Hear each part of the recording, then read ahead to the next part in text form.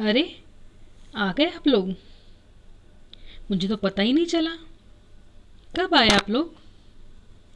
चलिए, अब आ ही गए हैं तो हम कुछ बातें कर लेते हैं। बच्चों, आपको पता है अब जन्माष्टमी आने वाली है और इस जन्माष्टमी के लिए मैंने एक सुंदर सा भजन तैयार किया है। आप लोग सुनना चाहेंगे?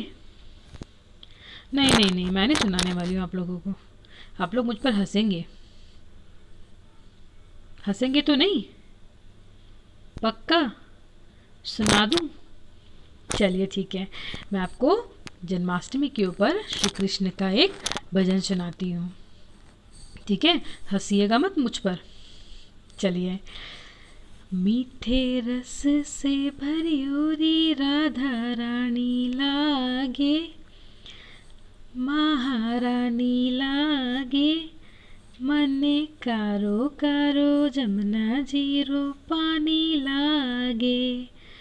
मीठे रस से भरियोरी राधा रानी लागे, महारानी लागे, मने कारो कारो जमुना जीरो पानी लागे।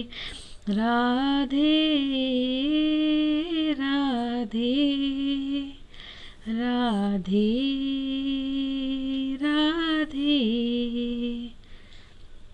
तो बच्चों, कैसा लगा? मुझे हंस रहे हैं आप मुझ पर, मुझे लग रहा है। हंसना मत मेरे ऊपर। चलिए ठीक है, तो अब हम आगे बढ़ते हैं। तो बच्चों, जन्माष्टमी पर्व श्री कृष्ण के लिए मनाया जाता है। आप लोगों को तो पता ही है, हम श्री कृष्ण का जन्मदिन जन्माष्टमी के दिन मनाते हैं। तो इस बार आप लोग भी अच्छे से श्री कृष्ण की पूजा कीजिएगा और उनके लिए अच्छे अच्छे भजन गाइएगा।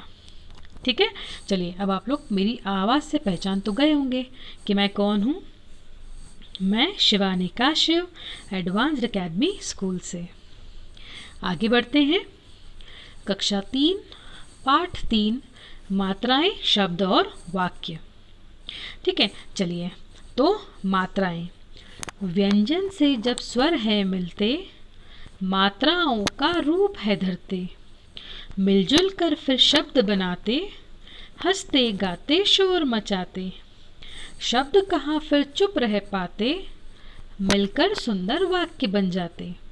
ठीक है, तो आज हमारे इस टॉपिक का नाम है मात्राएं, शब्द और वाक्य।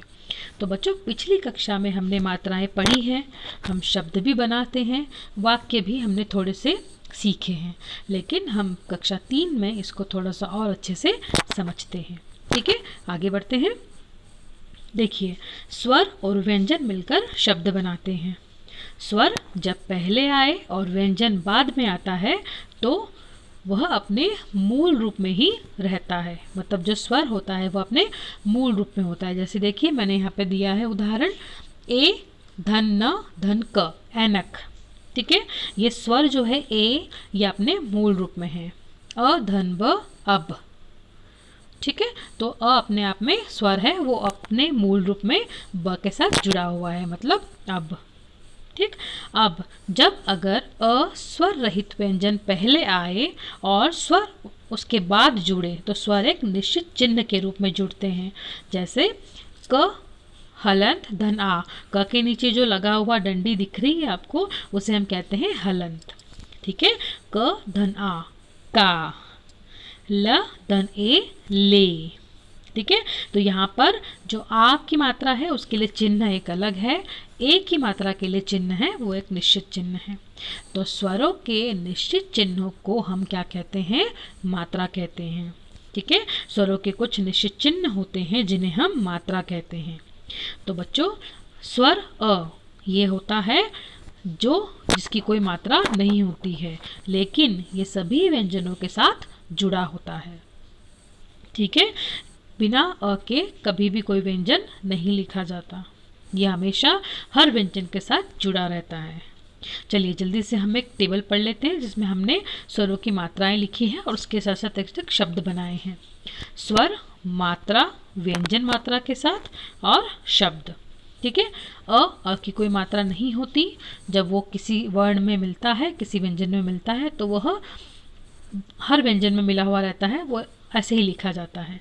तन, आ की मात्रा टा, ताला, छोटी ई की मात्रा ती, तिनका, बड़ी ई की मात्रा ती, तीर, छोटे ऊ की मात्रा तू, तुम, बड़े ऊ की मात्रा तू, तुलिका, री की मात्रा त्रि, तृण, ए की मात्रा ते, तेल, आय की मात्रा तय, तैरना, ओ की मात्रा तोता, औ की मात्रा तौलिया। ठीक है। अब यहाँ पर ध्यान देने वाली बात यह है कि आ, ई, ओ, व, औ की मात्राएं व्यंजन के पीछे लगती हैं, है ना, और जबकि छोटी ई की मात्रा व्यंजन के आगे लगती है, और छोटे ऊ, बड़े ऊ और री की मात्राएं व्यंजन के नीचे लगती हैं, और ए और ऐ की मात्राएं व्यंजन के ऊपर लगती हैं। तो बच्चों, ये बातें आपको ध्यान से सुननी है ताकि आपको अच्छे से शब्द बनाने में तकलीफ ना हो। ठीक है, आगे बढ़ते हैं। अब देखिए र में जब हम छोटे ऊ और बड़े ऊ की मात्रा लगाते हैं तो वह र के नीचे नहीं लगती। ये बात हमें अच्छे से समझनी चाहिए क्योंकि यह हमारी गलती होती ही होती है। र में छोटे ऊ और बड़े ऊ की मात्राएं र के नीचे न लगकर उसकी पीठ पर लगती है, मतलब उसके बीच में लगती है। ठीक है, जैसे र धन ऊ रू, इससे क्या क्या शब्द बन सकते हैं? रुख, रुई, रुपया। ठीक है, र बड़ा ऊ रू, जैसे रूप, रुमाल, रूठना। ठीक है, आगे बढ़ते हैं। अम या अनुस्वार, ठीक है, इसका भी निश्चित चिन्ह होता है जो हम ऊपर बिंदु के रूप में लगाते हैं। ठीक है, इसको जब हम लिखते हैं तो इसे लिखने के समय हमारे नाक से ध्वनि होती है बच्चों, इसीलिए हम इसे कहते हैं अनुस्वार। अंग की मात्रा, ठीक है, जैसे द धन अंग, दंत, प धन अ, धन त धन अंग, धन ग धन अ, पतंग। ठीक है, ये होता है आपकी अनुस्वार। जब हम इसको बोलते हैं, इसका उच्चारण होता है, जब इसकी ध्वनि मुंह से निकलती है तो हमारी नाक से ध्वनि होती है, मुख से ध्वनि नहीं होती है। ठीक है, अम या अनुनासिक, ठीक है, अम या अनुनासिक, इसे हम चंद्रबिंदु भी कहते हैं। ठीक है, जब हम ये बोलते हैं या व्यंजनों के साथ जुड़ता है तो ये स्वदेव स्वरों के गुण का और स्वदेव स्वरों के साथ ही आता है। ठीक है, ये जब भी हम बोलते हैं तो हमारे मुख से और नाक दोनों से ध्वनि होती है, तभी हम इस चिन्ह का प्रयोग करते हैं। ठीक है, जैसे म धन आ, माँ, ह धन अंग, धन स धन अ, धन न धन आ, हंसना। ठीक है, चलिए अब आगे बढ़ते हैं। अह या विसर्ग, ये जो होता है बेटा, ये कभी भी अकेले नहीं लिखा जाता है ना, इसे हमेशा स्वरों के साथ ही प्रयोग किया जाता है। अह, और ये हमेशा व्यंजन के पीछे लगता है, जैसे अ, त, अह, अतः, न धन अ, धन म, धन अह, नमः। ठीक है, प्रातः, पुनः, ऐसे कई सारे शब्द हमें पता है। ठीक है, चलिए अब एक नया चीज़ है जो हमने अभी तक शायद हो सकता है पिछले बार सिर्फ ओरली पढ़ा हो, लेकिन अभी हमें इसको लिखकर इसके शब्द बनाने हैं। तो बच्चों, आ, ये है अंग्रेजी भाषा से आए चिन्ह। ठीक है, ये हमेशा वर्ण के ऊपर लगता है ना, जैसे ब धन आ, धन ल धन अ, बॉल, है ना, ड आ, क ट अ र अ, डॉक्टर, मॉल। ठीक है, तो ये अंग्रेजी भाषा से आए हुए चिन्ह हैं जिनका प्रयोग हमें यहाँ भी कुछ जो अंग्रेजी शब्द जैसे के तैसे हम लिखते हैं वैसे हमें इसके साथ प्रयोग करने होते हैं। ठीक है, चलिए आगे बढ़ते हैं। शब्द, तो बच्चों हिंदी भाषा में वर्णों के मेल से शब्द बनते हैं। ठीक है, स्वर या तो स्वर के साथ या व्यंजन के साथ मिलकर शब्द बनाते हैं। ठीक है, स्वर और व्यंजनों के मेल से ही शब्द बनते हैं। तो वर्णों को किसी भी क्रम में मिलाने से शब्द नहीं बनते हैं। क्या ऐसा हो सकता है क्या? कना, कना, कना कुछ शब्द होता है? नहीं। नाक एक शब्द होता है। ठीक है, वह हमारे शरीर का एक अंग है। ठीक है, तो शब्दों का एक निश्चित क्रम होता है, उस क्रम में जुड़ना या उनका कोई अर्थ निकलना ही शब्द कहलाता है। जैसे सु धन र धन ज, सूरज। सूरज का अर्थ हमें पता है, इसका कोई अर्थ होता है सूरज। ठीक है, जरसु, जरसु का कोई अर्थ है क्या? नहीं है। ठीक है, तो वर्णों का ऐसे निश्चित क्रम में जुड़ना क्या कहलाता है? शब्द कहलाता है, लेकिन उनका कोई एक अर्थ होता है ना। वर्णों का निश्चित क्रम में जुड़ना जिसका कोई अर्थ हो शब्द कहलाता है। ठीक है, अब देखिए शब्द कैसे होते हैं। शब्द या तो बिना मात्रा के भी होते हैं और मात्रा वाले भी होते हैं। जैसे बटन, कमल, नयन, अमन, ये सब क्या हैं? बिना मात्रा के हैं। लेकिन चिड़िया, पेड़, पहले, बोला, गोला, ये सब क्या है? मात्रा वाले शब्द हैं। ठीक है, चलिए आगे बढ़ते हैं। अब हमारा र आता है। ठीक है, र जब अन्य वर्णों से जुड़ता है तो 3 तरीके से लगता है ना। पहले वर्ण के ऊपर लगता है ना। जैसे प धन अ धन र धन व धन अ धन त धन अ, पर्वत, है ना। जहाँ पर र आधा है ना। हमने र के साथ अ नहीं लिखा है, ये हमने विच्छेद किया है बेटा। ये भी हम आपको और अच्छे से समझाएंगे आगे। आपकी किसी पाठ की अभ्यास कार्य में भी यह चीज़ है जो मैं आपको और आगे अच्छे से समझाऊंगी। ठीक है, हमने वर्णों को अलग अलग करके लिखा है और इसका वर्ण जब हम एक लिखते हैं तो ये शब्द बन जाता है वर्ण, पर्वत। ठीक है, तो ये हुआ वर्ण के ऊपर लगना, मतलब ये अपने से बाद वाले व्यंजन के ऊपर लगता है। जैसे पर्वत, तो हमने व के पहले बोला तो ये कहाँ लगा? व के ऊपर। ठीक है, चलिए आगे बढ़ते हैं। वर्ण के नीचे लगना। वर्ण के नीचे बच्चों ये 2 तरीके से लगता है। जिन वर्णों में पैर होते हैं उनके पैर में एक तरफ से लगता है। जैसे प्रश्न, प धन र धन अ, क्ष धन न धन अ, प्रश्न, है ना। ये एक तरीका हुआ। दूसरा, नीचे से गोल घुंडी वाले हमारे 2 व्यंजन हैं। कौन कौन से? ट और ड।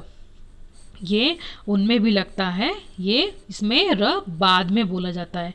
ट्रक, ट रक, ट्रक, ड्रम। ठीक है, ये जो र का रूप है ये सिर्फ 2 ही व्यंजनों पर काम करता है, 2 ही व्यंजनों पर लगता है, जो कि है ट और ड। ठीक है, चलिए आगे बढ़ते हैं। हमारे इस पाठ का अंतिम हिस्सा जो कि है वाक्य। ठीक है, जिस प्रकार वर्णों का एक निश्चित क्रम में जुड़ने से शब्द बनता है, उसी तरीके से शब्दों का एक निश्चित क्रम में जुड़ने से वाक्य बनते हैं। ठीक है, और प्रत्येक वाक्य का कोई अर्थ होता है। देखिए मैं आपको कुछ वाक्य पढ़कर सुना रही हूँ, आप समझिएगा उन चीज़ों को, है ना। नदी है बहती रहती, कुछ समझ में आ रहा है? नहीं। है बहती रहती नदी? नहीं। नदी बहती रहती है, तो नदी बहती रहती है यह हमें समझ में आ रहा है, क्योंकि ये जो है हमें बता रहा है यह वाक्य कि नदी बहती रहती है। तो शब्दों का निश्चित क्रम में जुड़ना ही सही वाक्य बनाता है। तो जब भी हम प्रत्येक वाक्य का कोई अर्थ होता है, शब्दों का वह मेल जिनसे कोई अर्थ नहीं निकलता वाक्य नहीं कहलाता है। ठीक है, तो शब्दों का सार्थक मेल क्या कहलाता है? वाक्य कहलाता है। शब्दों के सार्थक मेल को ही हम वाक्य कहते हैं। ठीक है, चलिए हम आगे बढ़ते हैं। इस पाठ का अंतिम हिस्सा है, लेकिन वह अभी हम इस पाठ में बहुत अच्छे से नहीं समझेंगे, हम अगली कक्षा में इसे और अच्छे से समझेंगे, लेकिन ये हमारे लिए जानना ज़रूरी है। वाक्य के 2 भाग होते हैं, पहला उद्देश्य, दूसरा विधेय। ठीक है, उद्देश्य मीन्स सब्जेक्ट और विधेय मीन्स प्रेडिकेट। ये इंग्लिश में भी आप पढ़ेंगे, अंग्रेजी भाषा में भी, तो आपको समझ में आएगा। वाक्य के सेंटेंस के 2 पार्ट होते हैं, सब्जेक्ट एंड प्रेडिकेट। ठीक है, जैसे मोना पुस्तक पढ़ती है, तो मोना जिसके बारे में हम बात कर रहे हैं उद्देश्य, और क्या कर रही है? विधेय, पुस्तक पढ़ती है। ठीक है, चलिए मुझे लगता है आप सब लोगों को यह पाठ समझ में आया होगा। हम अगले वीडियो में बहुत जल्द मिलेंगे कुछ नई बातों के साथ, कुछ नए पाठ के साथ। ठीक है, तब तक के लिए धन्यवाद। घर पर रहिए, स्वस्थ रहिए, खुश रहिए, सुरक्षित रहिए।